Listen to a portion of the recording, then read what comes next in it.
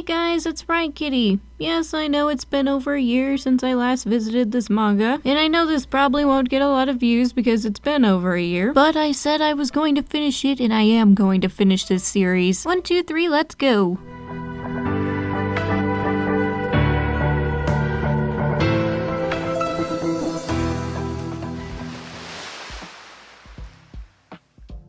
Chapter 14 basically starts off where Chapter 13 left off, with RWBY and Cinder duking it out at the security tower. Unfortunately, it doesn't go well for RWBY as she is outclassed, as Cinder corners RWBY, pointing her big machete knife thing at her, saying that RWBY is the only witness that needs snuffing out. But then I guess Cinder heard something, so she vanishes with a poof. Okay then. The manga then cuts to RWBY being lectured by Glinda while Ironwood and Ozpin are bewildered spectators. Ozpin eventually cuts this lecture off, saying that there's not enough answers right now and RWBY can leave. Although poor RWBY gets yelled at yet again, but by Weiss, for revealing that's probably where the bad guys are hiding out. They both freak out about this, but Yang tries to get everyone to calm down and presents Why. Aside from Blake, everyone plays with Why for a little bit, while I'm still questioning how you can fit a dog in the mail. Just then, they get a ping on their scrolls about their exercise location, and it turns out they'll get what they want after all. RWBY acts amusingly smug about this. Team RWBY packs up and heads out to the auditorium with Y in tow. Look at his little tongue. Ozpin gives an interesting speech about how they'll be treated as real huntsmen out on the field, and then poses a theoretical question about what is a huntsman and, what do they hope to become. This speech stood out to me because I don't think the show ever directly stated it, but I always thought that being a huntsman meant something different for everyone. And it's also kind of what I'm hoping to do with my rewrite as well in regard to character motivations. Just a nice extra thing I noticed. As they head out to meet their certified huntsman supervisor, RWBY talks about how this kind of excites her just because it feels like she's getting closer to her dream. And then her expectations of meeting a pro huntsman are immediately shot when she realizes it's Professor Oobleck. I'm sorry, Doctor. The girls then disappointingly get on the airship with him, and it cuts to Ozpin and Ironwood, who ask why he sent those girls there as it's a dangerous place full of Grimm. Ozpin simply replies that it was Team RWBY who obtained the crucial intel, but he knows that doesn't amount to an answer, and I agree with him on that. Chapter 14 closes out with Team RWBY arriving at Mountain Glen, and I must say it's very interesting to introduce Ironwood earlier and, well, have him be a straight man foil to Ozpin. I feel like we all kinda missed that in main show RWBY. Now on to the next chapter. Chapter 15 starts off with Team RWBY fighting a bunch of Grimm. Weiss summons a glyph to gain some distance from the horde, while Yang wonders why Professor Oobleck decided to just stand there and spectate. She tries to get his attention, but only gets yelling that it's Doctor, not Professor, as a response. Later that day, RWBY stands guard while the rest of the team complains about how pooped they are, and discussing finding a chance to slip away later to investigate, with Weiss reminding Yang that if they bungle this, the entire mission will be called off if they spill the beans. Oobleck hears this portion of the conversation, wondering if the girls are calling it quits already, advising them about getting ample rest and rotating guard duty as to not feel too fatigued. Yang nervously mentioned that they kind of fought all day while he watched, and it's going to take a toll on them pretty soon. Oobleck immediately spins into lecture mode, talking about the mission, why Team RWBY's here, and what their purpose is. Weiss doesn't think that's something a pro huntsman would do, and Oobleck interdicts, asking them what sort of huntresses they want to become. The girls all give their answers, and Oobleck gives them all failing marks, which frustrates and confuses them to no end. He goes outside to check on how RWBY's doing. He asks what she thinks when she looks at the city, and RWBY says it's frustrating, because no matter how hard anyone tries, there's always going to be people they can't protect. So RWBY says she desires to get stronger and stronger so that next time she can protect the people. After that, Oobleck just tells her to be wary and heads back. The rest of the team is still pondering over what they got wrong. They're all quite frustrated, and as it turns out, Professor Oobleck is eavesdropping on them. This to me shows the answer that Oobleck really wanted to hear, something akin to RWBY's. Where yes, as huntresses, these girls will be fighting evil, but it will also be about protecting others. This might also be the reason why the mission was set up the way it was, with Team RWBY doing most of the heavy lifting while protecting Oobleck. This definitely makes him come off off more as an unlikable character, but also a more interesting and harsher teacher, where he wants his students to figure out the answer by doing something. The manga transitions to RWBY, who's getting tired and wondering if it's time to switch off soon, but she realizes Y is not there. RWBY goes off and searches for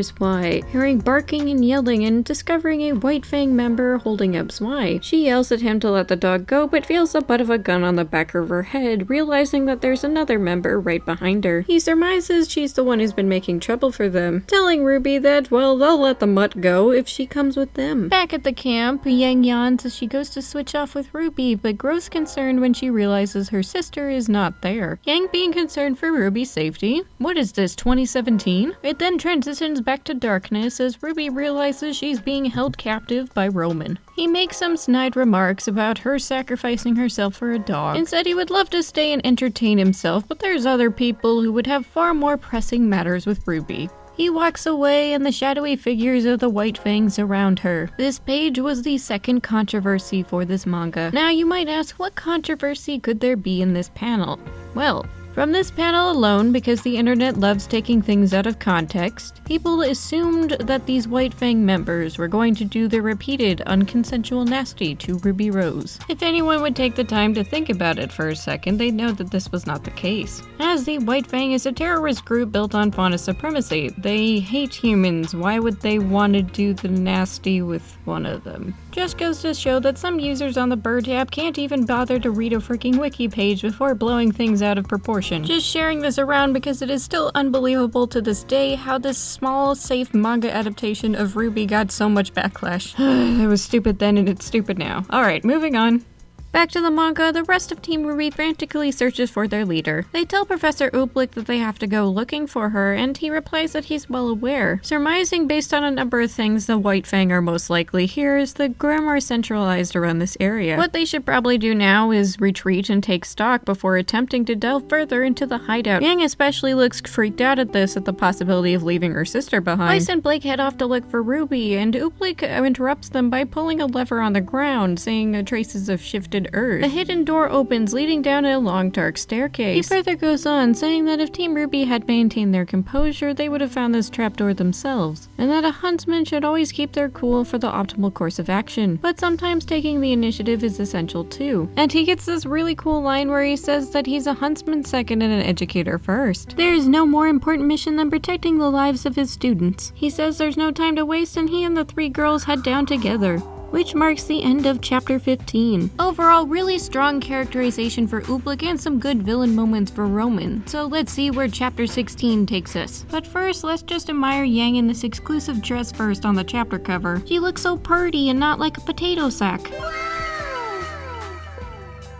The chapter starts with the perspective of RWBY, right where we left off with her. But before the White Fang can do anything to her, the rest of Team RWBY burst in, with Yang yelling not to lay a hand on her sister. It's so beautiful. RWBY thanks them for saving her as they walk back through the hideout, with Yang mentioning to RWBY that Zwei and the doctor were off somewhere else. However, heading back to the surface isn't going to be an easy task, as Roman Torchwick blocks her path with a bunch of White Fang grunts at his side. Weiss comments on this old dusty place being a fortress, but Roman retorts saying that it's not as bad as it looks. In classic villain showmanship, he reveals an armored train that pulls up beside them, saying that they'll be boarding this and attacking the center of Vale with all their firepower. It was supposed to come later, as Roman says, but oh well. Yang can't believe that they'd actually do this to people, and Roman responds by going into this spiel about humans made them do it. Blake looks away from the spiel, and the rest of Team RWBY is in silence. Roman tips his hat and grins evilly, thinking that he's gotten to them. RWBY actually has a surprisingly awesome main character moment, rushing Roman and trying to tackle him with her bare hands, which is definitely pretty ballsy. Even more ballsy is that she tells Roman to shut up after he tries to goad her again. She doesn't understand much about what they're talking about, but if she lets them go, they're going to hurt a whole bunch of people, so she will not allow that at any cost. The rest of Team RWBY has a moment of realization, and they actually seem to take Ooblik's lesson to heart, with Yang saying that they're not here to fight villains, they're fighting to protect, calling RWBY their leader. Roman is definitely a bit miffed, but also amused, and he decides to open up the armored train beside them. To the girls' bewilderment, there is a bunch of Atlan mechs stationed in there. Roman mocks and belittles them a bit, asking if they're quaking in fear, saying they do well not to make light of villains. Team RWBY readies himself to fight, even RWBY, who doesn't have a weapon, so she just puts her fist up. Which is very brave of her, since she's not likely to break a metal tin can with her bare fists.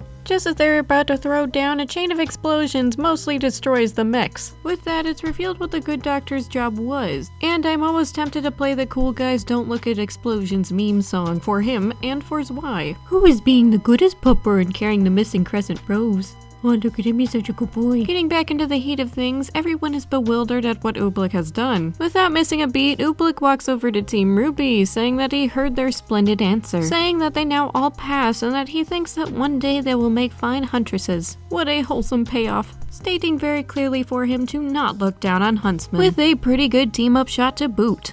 And that is the end of chapter 16. Pretty good hook to get into the next chapter if I do say so myself. I gotta say, out of all the chapter trios I've covered thus far, chapters 14 through 16 have gotta be the best ones yet. The tighter and better paced writing, the dialogue, all of it was just awesome. RWBY actually felt like a main character, and Oobleck got some standout moments too. I never thought I would actually think Oobleck was cool. What timeline is this? And also, Yang is RWBY's big sister again. Feels like seeing an old friend you haven't seen in a long time. It's almost like Bunta understands the basics of these characters and how they should behave, while spicing up the cool factor, which I am definitely okay with. So yeah, these were 3 very enjoyable chapters to cover, and I look forward to the final 3 chapters. With these final thoughts concluded, Right Kitty is signing out.